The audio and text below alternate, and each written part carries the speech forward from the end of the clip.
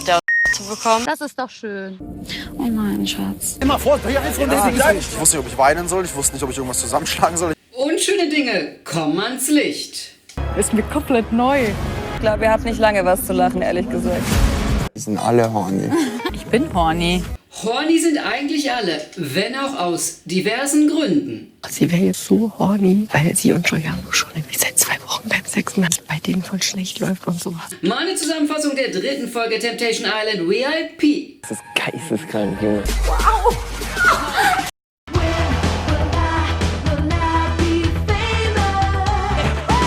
Ich glaube, wir toppen heute den ersten Abend. Willkommen zurück. Ich glaube, Henrik wird schwach, wenn er dann irgendwann mal doch Alkohol in die Finger kriegt. Schwach wie Putin, der die Krim sah. Wenn der Bengel noch ein bisschen mehr trinkt, dann könnte das schon in die Hose gehen. Komm auf Bruderschaft, so. Und einfach zupackte. Heute ist Partyboot-Time. Wir sind super motiviert, wir haben richtig Bock. Richtig motiviert, richtig Bock.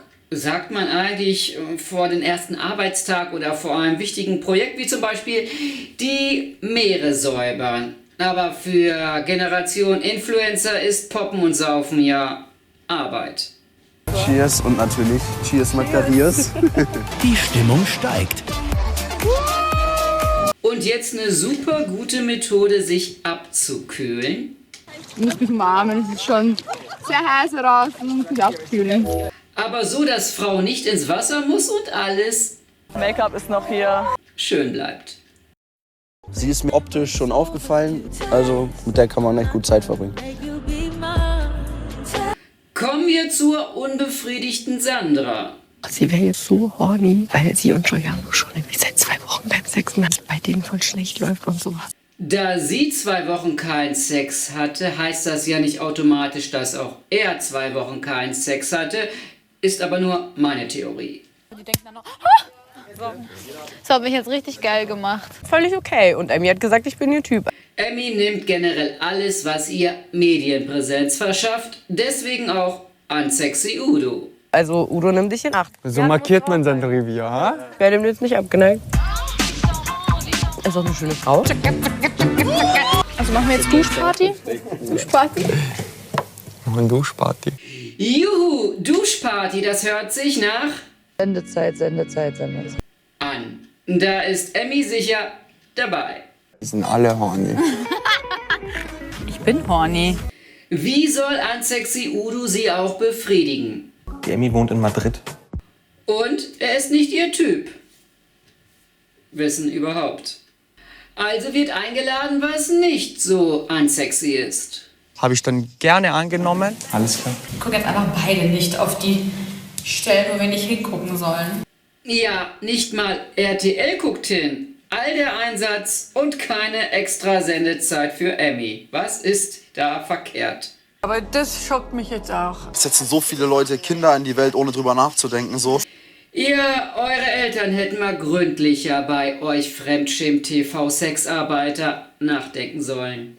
Es ist so. Und es kriegen ja auch nicht alle geplant, ihr Kinder. Einfacher lässt sich die Verhütung planen. Ich habe für meine eigene Freundin einen Pillenwecker auf meinem Handy. Schreibe jeden Tag um 18 Uhr, Pille nehmen. Der will wirklich keine feste Beziehung zu Sandra, auf keinster Weise. Keine gemeinsame Wohnung, kein gemeinsames Kind, obwohl ich das gut finde. Bei den beiden, in derer, nennen wir es mal, Beziehung, noch ein Kind reinzupacken, nein, bitte nicht. Ich habe zum Beispiel was machen lassen bei mir. Ich habe es abbinden lassen. Also das heißt, du bist nicht fruchtbar momentan. Eine der wenigen vernünftigen Entscheidungen der beiden. Jetzt weiß es Sandra. Ja, jetzt weiß. Aber ist auch nichts Schlimmes, so weißt du, was ich meine? Weil, auch wenn sie es nicht wissen sollte, es ist im Endeffekt nur für mich.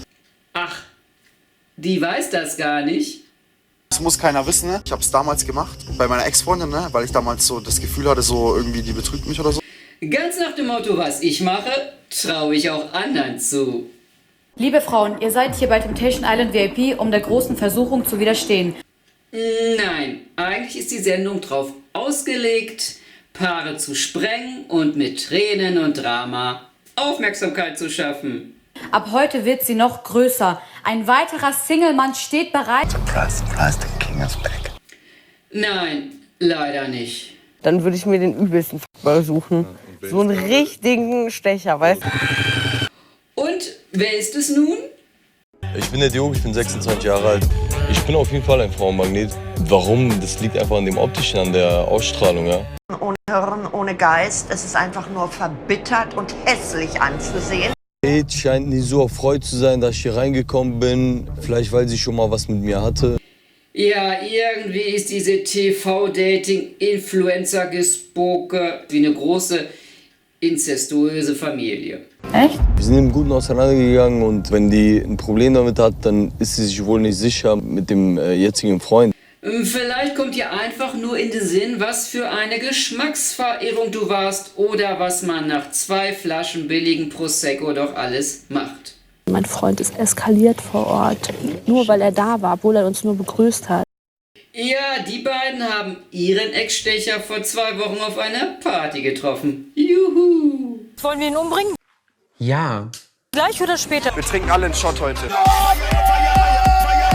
In die Hose ging ihm ja sicherlich Fest geschworen, dass ich nicht trinke, was heute leider in die Hose gegangen ist. lange schon keine mehr.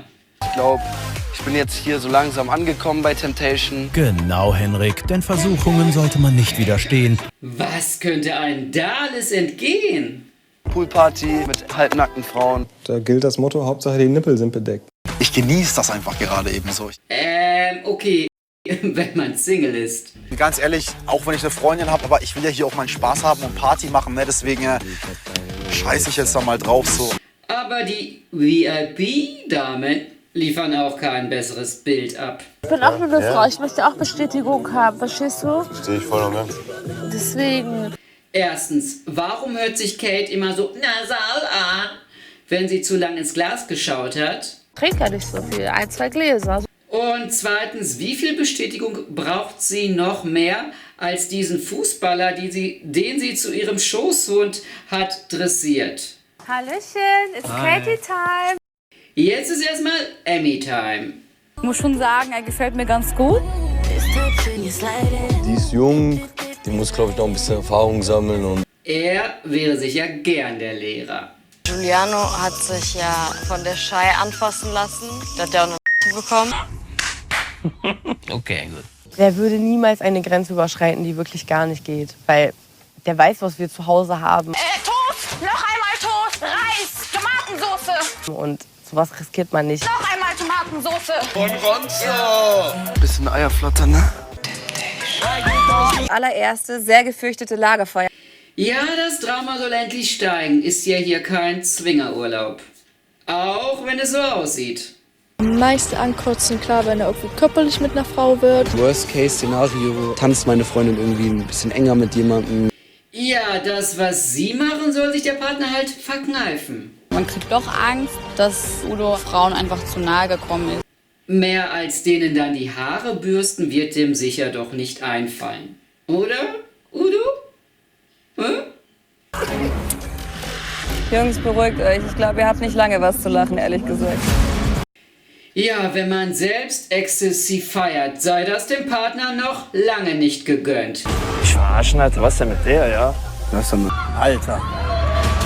Mach nicht. Wäre ja noch schöner. Schön gesagt. Digga, das ist unterste Schublade, Junge. Genau aus der kommst du doch. Oh Gott, Alter, was ist das denn? Wie billig, ey.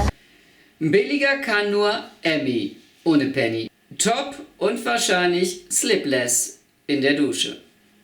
Kotz gleich, echt. Alter, Henrik, ey. In the ghetto. Oh nein, Schatz. Ja, sie weint. Sie weiß halt, wie Honk Henrik abgeht, wenn der Pegel aufdreht. Er hat es mir geschworen, er hat es seinen Eltern geschworen, dass er nicht trinkt, beziehungsweise wenn, dann nur ganz wenig. Der lebt halt so in seiner ganz eigenen Welt. Wir sind füreinander geschaffen und alles andere ist einfach, ja. schön, Bruder. Sehr schön gesagt. Ja. Aber auch die unbefriedigte Sandra hat einiges hinzunehmen bzw. anzusehen. Schlafablock. Schlecht. Oh. Er hätte genauso auf dem Boden schlafen können. Und auf seine Vorlage reagiert sie mit Emanzipation. Ich entscheide ja trotzdem selber, was ich hier drin mache. Gut, ich auch. Aber den richtigen Schlag ins Gesicht kriegt sie jetzt.